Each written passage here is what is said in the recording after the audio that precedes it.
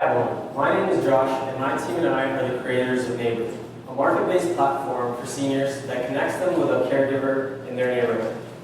We're built upon the core concept of fostering repeat connections with people within the community. Neighbour allows seniors to not only receive the care they need, but also gives them an opportunity to help someone out in their neighborhood. What this ultimately does is give them a sense of purpose, help them maintain independence, and also create real and long-lasting relationships with others in their community. First application is on solving social isolation in the growing population of seniors, and secondly, also tackling and making in-home care more accessible. By 2030, 22% of the population will be composed primarily of seniors.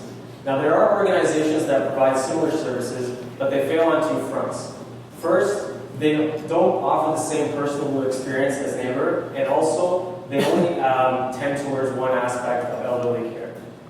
Neighbour is not only a one-stop shop for all senior needs, but also tackles this in a unique way by creating repeat connections with others in the community. Now let's take a look at how this works. So Susan is an elderly person in the community, and she'd like to get some help doing her groceries. So she's going to go ahead and pick the category which applies to her. Now, each of these tasks has an associated value with it, and we call them blessing bucks. So each blessing bucks will have a value of, say, $5 associated with it. So say Susan wants to get her groceries done, she's going to go ahead and click on groceries and fill in some information necessary and go ahead and post her task. Now, on the other aspect of things, Jim, who's a caregiver, can log on and say he'd like to help a neighbor. So he's going to go ahead and look at people in his neighborhood that needs help. He finds Susan who would like help getting some of her groceries done. He goes ahead and clicks on it and sees a brief description of what the task entails. He can either choose to receive the blessing bucks associated with the task, or he can simply help a neighbor in his community.